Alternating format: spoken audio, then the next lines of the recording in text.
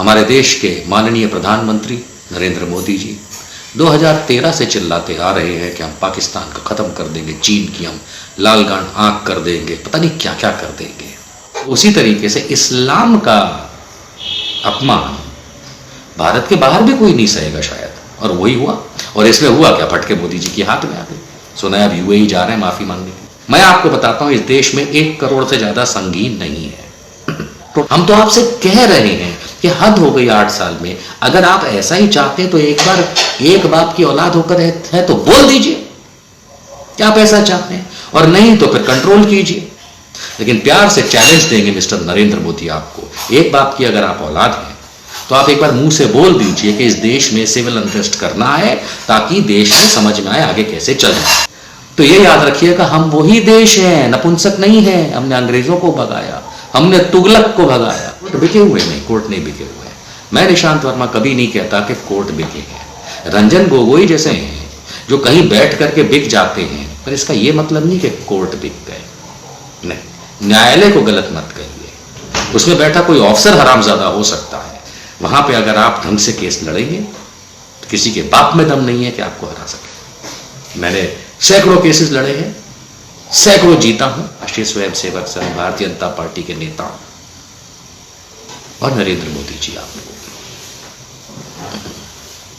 हम किसी के बाप से नहीं डरते, हम किसी के बाप से नहीं डरते। तुम्हारे जैसे छक्के इतने भूल जाओगे कि तुमको कोई पुलिस, कोई सेना बचा पाए। लेकिन आप अगर ऐसा सोचते हैं, माननीय प्रधानमंत्री जी और several chief minister, Shivraj Singh भी आ गए, योगी जी भी आ गए, कि जेसीबी निकाल करके आप लोगों को धमका लोगे, तो याद रखना 4 दिन की चांदनी है। Nothing is constant. परिवर्तन संसार का नियम है। और अभी आपने देख लिया, मान के चलिए मुसलमानों को आप हिंदुस्तान में, भारत में दबाते आए हैं, पता है सबको, कोई नहीं बोलता था। अभी वो गलती से नुपुर शर्मा ने, मैं गलती से ही कहूंगा क्योंकि मैंने बहुत डिबेट की उसके साथ, मैं उसकी कोई तरफदारी नहीं कर रहा हूं। गलती गलती होती है, ब्लंडर ब्लंडर होता है, मिस्टेक मिस्टेक होती है, एरर एरर होता है। तो अब ब्लंडर किया है तो बेटा भुगतना पड़ेगा नुपुर। 4 बार तुम्हें फोन किया, तुम फोन ही नहीं उठाती हो। कोई मदद चाहिए हो तो मुझे फोन कर देना। पर वो बात नहीं हो रही है। बात ये हो रही है कि अगर आप घर की बात करते हैं, बड़ा लगे पड़े हैं सारे कि भाई इंटरनल मैटर है, हमारे देश का मामला है, सुलझा लेंगे। पैगंबर मोहम्मद हमारे देश का मामला कैसे हो गए? वो तो इस्लाम का मामला है।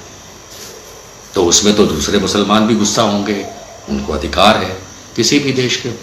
हमारा इंटरनल मैटर तो नहीं है।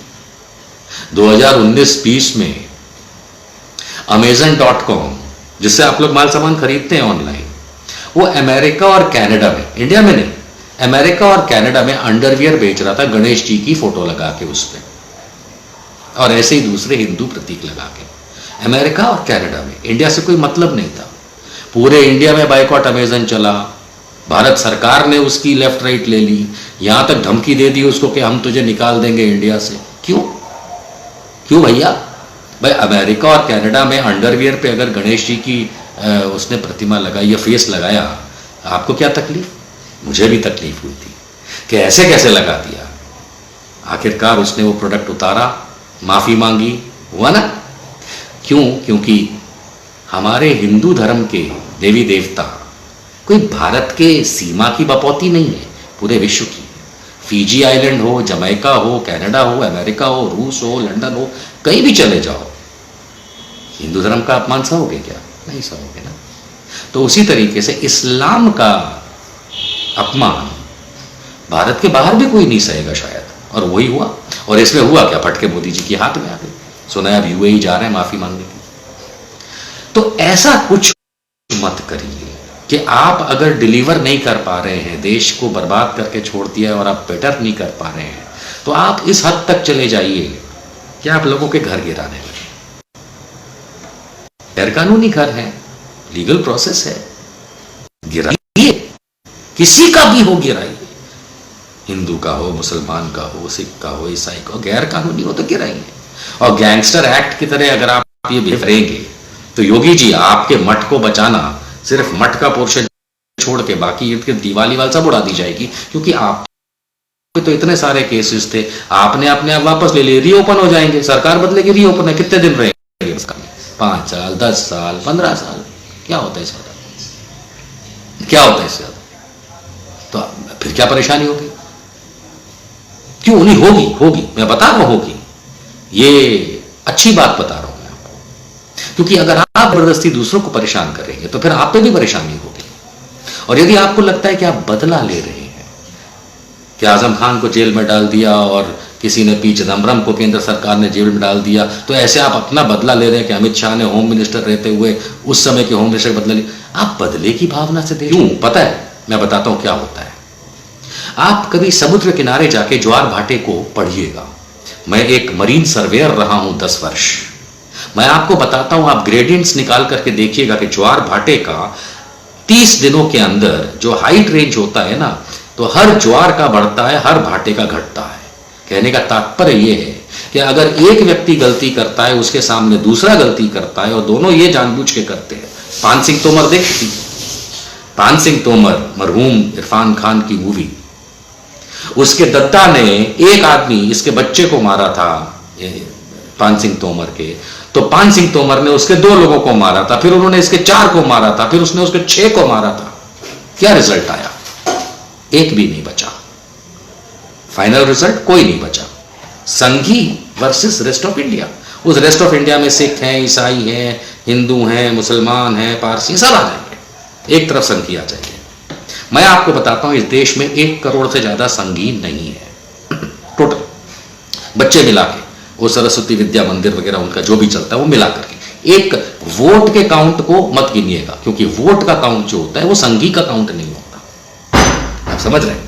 ऐसा नहीं होता है कि वो वोट के काउंट, वरना for the sake of argument कि जिन लोगों ने इंदिरा गांधी को वोट किया था, यंगस्टर्स ने, वो आज बीजेपी को वोट कर रहे हैं, तो वो उस समय कांग्रेसी गिने गए थे, तो आज भी कांग्रेसी गिने जाएंगे क्या? नहीं। तो जो फ्लोटिंग वोटर है, जो कि मेजॉरिटी था, संघ के जो लोग हैं, संघी जो लोग हैं, मात्र 1 करोड़ है, और उनके सामने 100 करोड़ दूसरे खड़े होंगे। अगर योगी, मोदी, शिवराज सिंह चौहान, अमित शाह, मोहन भागवत, अगर आप यही चाहते हैं तो एक बार खेल लेते हैं होली। नो, ये आप लोग सरकार में बैठ करके ये कह के कि नहीं देखो तुम निशांत ऐसा है ना कि इंस्टिगेट करो, इंस्टिगेट नहीं कर रहे हम, तो आपके मन की बात कर रहे हैं मोदी जी, जो हर बार आप बोलते हैं, और योगी जी जो करते हैं, तो आपके मन की बात है। हम इंस्टिगेट क्यों करेंगे? हम तो आपसे कह रहे हैं कि हद हो गई 8 साल में। अगर आप ऐसा ही चाहते हैं तो एक बार, एक बाप की औलाद होकर है तो बोल दीजिए कि आप ऐसा चाहते हैं, और नहीं तो फिर कंट्रोल कीजिए। देखिए, हम तो भाई शुद्ध हिंदी में बोलते हैं। बनारसी हैं, बनारस के दूसरी बार सांसद बने हैं मोदी जी, तो आप तो भली बात ही समझते हैं कि कैसी भाषा होती है, लेकिन वैसी भाषा पे हम नहीं जाएंगे, हम प्यार से बात करेंगे। लेकिन प्यार से चैलेंज देंगे मिस्टर नरेंद्र मोदी आपको। एक बाप की अगर आप औलाद हैं तो आप एक बार मुंह से बोल दीजिए कि इस देश में सिविल अनरेस्ट करना है, ताकि देश में समझ में आए आगे कैसे चलना है। और यदि आप ऐसा नहीं चाहते हैं और एक बाप की औलाद है, तो फिर कंट्रोल करके दिखाइए।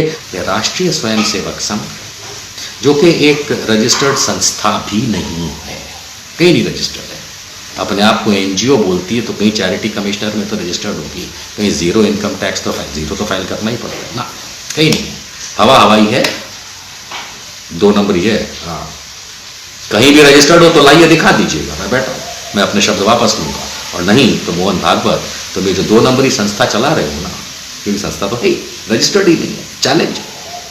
तो ये सारी चीजें जो है, ये आप अगर देश तोड़ने के लिए कर रहे हैं मोदी जी और बाकी आपके जो खास नेता हैं, तो ये याद रखिएगा, हम वही देश हैं, नपुंसक नहीं है। हमने अंग्रेजों को भगाया, हमने तुगलक को भगाया, हमने गजनी को हराया। आपकी क्या औकात है? कोई औकात नहीं।